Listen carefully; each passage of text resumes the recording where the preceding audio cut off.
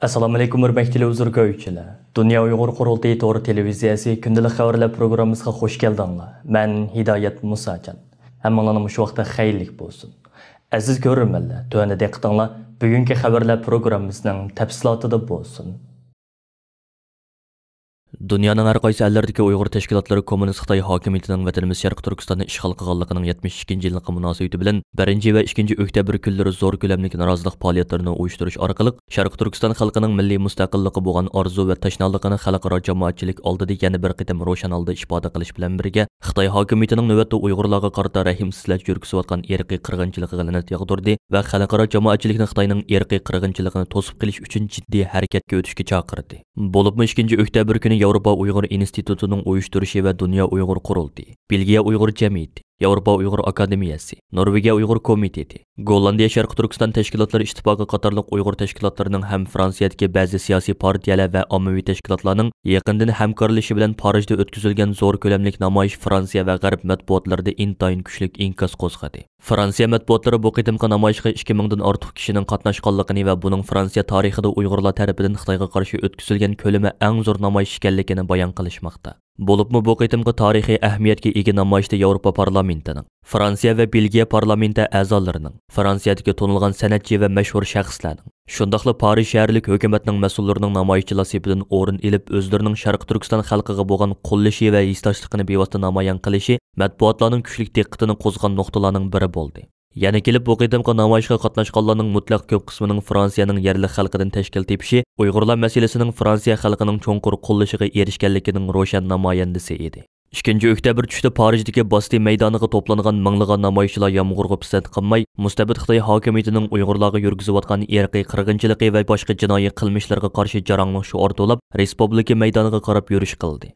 Yevropa Uyg'ur institutining raisi doktor Dilnur Rayhan, Dunyo Uyg'ur qurultiyi Parij ishxonasining direktori Assil Xamarova, Gollandiya Uyg'ur jamiyatining raisi Abdullah Imaru, Lager shoidi Qalbinur Sidiq, Gulbahor Jililova va Umar Bakali qatorliqlar respublika maydonida qilgan so'zlarida Sharq Turkiston xalqining o'tgan 72 yilining ishg'ol, taran-taraj, besim, zulm, qirg'inchilik, milliy yo'qotishga uchrash bilan o'tgan zulmatlik 72 yil ekanligini ta'kidlash bilan birga, atalmish Tibet Avtonom rayonlik partikumining sekretari Chin Chuanguning 2016-yili atalmish Xinjiang Uyg'ur Avtonom rayonlik partikumining sekretarligiga tayinlanishi bilan Sharq Turkistonda 1949-yildan buyon izchil davom qilayotgan Xitoy zulmining insoniyatni dahshatga tushirgan qo'rqinchli bir davrga qadam qo'yganligini, maxsus jazo lagerlari ta'sis qilinib millionlagan Uyg'ur va boshqa yerlik millatlarning jazo lagerlariga qamalganligini, Xitoyning Uyg'urlarning naslini quritish uchun ilib borgan majburiy tug'mas qildirish siyosati natijasida 2017-yildan 2019-yilgacha Uyg'urlarning tug'ilish nisbatining 50% tuvanlaganligini, hatto ba'zi rayonlarda tug'ilish nisbatining 80% tuvanlab ketganligini, Uyg'ur o'smirlarining ota-ona va oilalaridan majburiy ayirib etilganligini, mustabid Xitoy hokimiyatining Sharq Turkistonda yurgizayotgan jinoiy qilmishlarining Birlashgan Davlatlar Tashkiloti tarafidan 1948-yili ma'qullangan irqiy qirg'inchilikning oldini olish xalqaro ahdinomining moddalariga tamoman xilof ekanligini, shunga Xitoy hokimiyatining bu xil jinoiy qilmishlari uchun xalqaro jamoatchilikning oldida hisob berishi lozimligi ifoda qilishdi. Lager shoidlarimiz so'zlarida o'zlarining Xitoy lagerlaridagi ichinishlik va qo'rqinchli sarguzashtlarini qisqacha xotirlatib o'tdi. Namoyishning beshida Uyg'ur san'atkorlarimizdan Nasima xonimning san'at guruhi tarafidan hozirlangan va Xitoyning Sharq Turkistonda Uyg'urlarni asos qilgan yerli xalqlarga yurgizayotgan irqiy qirg'inchilikni namoyon qiladigan qisqa drama qo'yib berildi. Bu ta'sirli drama namoyishchilarning intayin zo'r olqishiga erishdi. Namoyishda Yevropa parlamentining a'zosi Rafael Glucksmann, Yevropa parlamentining a'zosi va Fransiya Yeshillar partiyasining prezident nomzodi Yannick Jadot, Fransiya parlamentining a'zolaridan Fikestik Duma, O'Xiliang Tashi, Kelimongton, senator David Assolin, Belgiya parlamentining a'zosi Samuel Kogolati, Belgiya Sotsialistlar partiyasining raisi Paul Magnut qatorliq yuqori darajalik siyosiy arboblar, Parij shaharlik hukumatning vakili, tanilgan artistlardan Medin va Lucy Luka, Tibet va Hong Kong tashkilotlari va boshqa xalqaro kishilik huquq tashkilotlarining mas'ullari orqa-orqadan so'z qilib, Kommunist Xitoy hokimiyatining Sharq Turkiston xalqiga yurgizayotgan irqiy qirg'inchiligini qattiq ayiblash bilan birga, Birlashgan Davlatlar Tashkilotini, Yevropa ittifoqini va har qaysi demokratik ellarning hukumat va parlamentlarini Xitoyning irqiy qirg'inchiligini jiddiy to'sib qilish va Uyg'ur xalqini erkin, hur yashash huquqiga ega qilish uchun Xitoyga qarshi yanada kuchli jazo tadbirlarini yo'lga qo'yishni talab qilishdi. Bu qitimqi namoyish Fransiyaning ba'zi televiziya kanallari va Fransiya davlatlik radiosi tarafidan naq maydondan xabar qilindi. Gollandiya parlamentida Uyg'ur irqiy qirg'inchilik qarorining qabul qilinishida boshlamchilik rolni o'ynagan Uyg'ur xalqining samimiy do'sti Samuel Kogulati apandi namoyish maydonidan Fransiya davlatlik radiosiga qilgan so'zida mundaq deb ko'rsatdi. Men Uyg'ur do'stlarimni qo'llash va ularga madad berish uchun adoyidan Brukseldan Parijdagi bu namoyishga keldim. Uyg'urlar masalasida Yevropa ittifoqi birlik ittifoqlik ichida o'rtaq harakat qilgandala, Uyg'urlar duchor bo'layotgan irqiy qirg'inchilikni to'sib qilish uchun natijaga erisha olamiz. 1 milliondan ortiq Uyg'urning jazo lagerlarida zulm chekayotganligiga aslo qo'l qo'shtirib sukut qilib turolmasligimiz, bu qarindoshlarimizni qutqizib qilish va ular duchor bo'layotgan irqiy qirg'inchilikni to'sib qilish uchun o'rnimizdan dast turib ovoz chiqarishimiz lozim. Chunki ular bizning do'stimiz va qarindoshlarimiz. Uyg'ur irqiy qirg'inchiligiga sukut qilib turganlik mohiyatda bu xil qirg'inchilik jinoyatiga sherik bo'lganlik bilan barobar.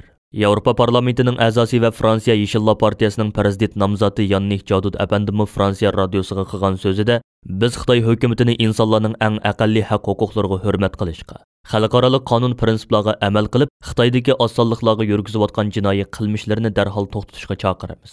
Xitoyning Fransiyadagi bosh elchisi atalmish Şinjandagi Uyg'urlarning ziyonkashlikka uchrayotganligini inkor qilyotdi va g'arb matbuotlarini yolg'on uchur tarqitish bilan ayblayotdi. Undaq bo'lsa Xitoy ishkini ossin. Yevropa parlamenti a'zolarining atalmish Şinjanda erkin va mustaqil tekshirish ilib berishiga yo'l qo'ysin deb ko'rsatdi. Xabarlardan ma'lum bo'lishicha, Parij shaharlik hukumat Sharqi Turkistonning Cumhuriyet kuni hisoblangan 11-oyning 13 kuni kechda Parij temir munorini ko'k ranglik nur bilan bezash haqida qaror olgan bo'lib, muhojiratga Uyg'urlar tarixiy ahamiyatga ega bu kunning yetib kelishini taqozolik bilan kutmoqda.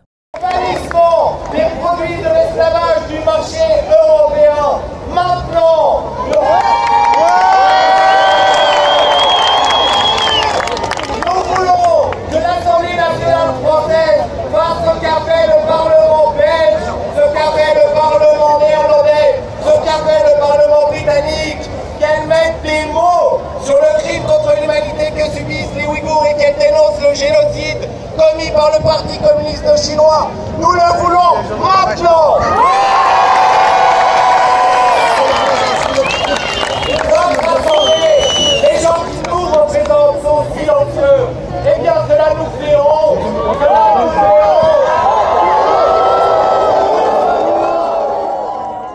Kommunist Xitoy hokimiyatining vatanimiz Sharq Turkistonni ishg'ol qilganligining 72-yilligi munosabati bilan 1-oktyabr kuni Qirg'izistondagi Uyg'ur jamoati Qirg'iziston Uyg'ur ittifoqining tashkillashi bilan Bishkekda bir zalga jam bo'lib shahidlarimizni yod etish faoliyati uyushtirgan edi. 1-oktyabr Qozog'istondagi Uyg'ur jamoatimi Olmuta shahrida jam bo'lib, ozodlik va erkinlik uchun shahid bo'lganlarga atab Qur'on tilovat qildi hamda Xitoyning Sharq Turkistonda yurgizayotgan qirg'inchilik siyosatini aybladi.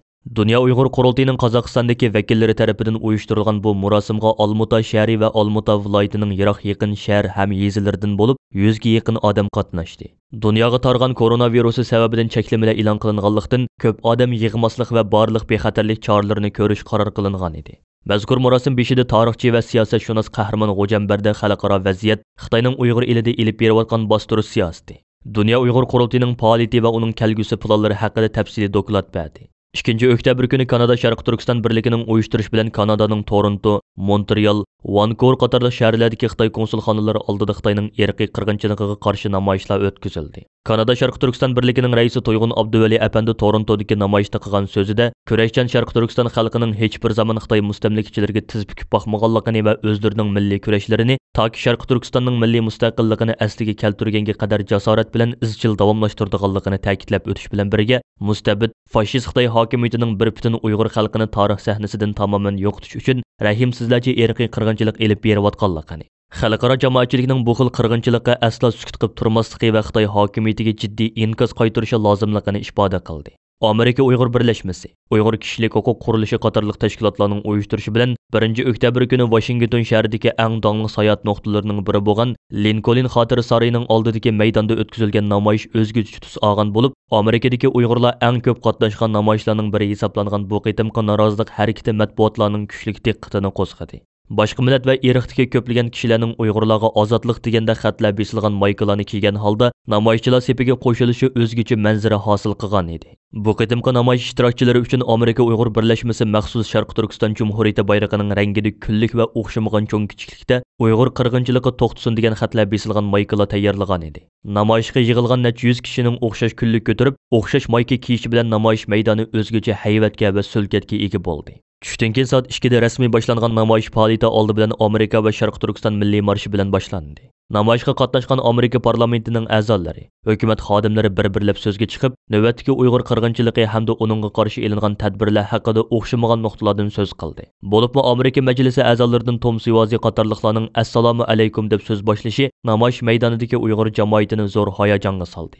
Bo'libmi Uyg'urlar haqidagi bir qator qonun loyihalarini tonishtirish ishlariga izchil va faol kuch chiqarib kelayotgan Avom palata a'zosi Viki Xorldis xonim hurlik, baxtdan bahramon bo'lish deganlarning butkul insonlarga o'rtaq bo'lgan ma'naviyat ne'matlari ekanligini. Ammo Uyg'urlar hozirgidek echinishlik turda irqiy qirg'inchilikka uchrayotganda butun insonlarning buningga qarshi o'rnidan dast turish majburiyati borligini, Amerika hukumatining bu masalada texmo kuchlik bo'lgan choralarni ijro qilishi lozimligini ta'kidlab, "Men Uyg'urlarni davomli himoya qilaman. Davlat majlisi sizlarni himoya qiladi. Biz toki Xitoyning irqiy qirg'inchilikka to'xtamasa, bizmi to'xtab qolmaymiz" deganda butun maydonda guldiroz olqish yangradi.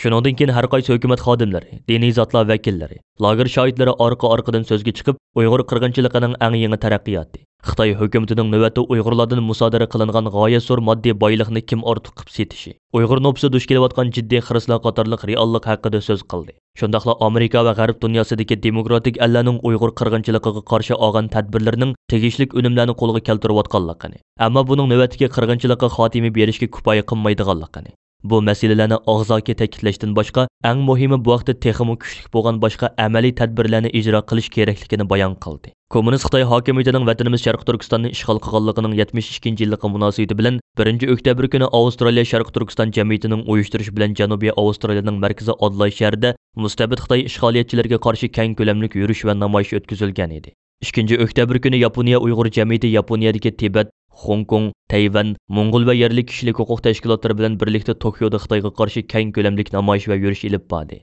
Yaponiya Uyg'ur jamiyatining raisi Abdukarim Abdurahman va boshqa tashkilotlarning mas'ullari namoyish jarayonida qilgan so'zlarida Sharq Turkiston xalqining zulm, besim, talon-taroj va qirg'inchilik ichida o'tgan zulmatlik 72 yilini xotirlatib o'tish bilan birga Yaponiya hukumati va parlamentini Xitoyning irqiy qirg'inchiligini to'sib qilish uchun amaliy qadam besishga va Yaponiya shirkatlarini Uyg'ur majburiy amgikidan uzoq turishga chaqirdi.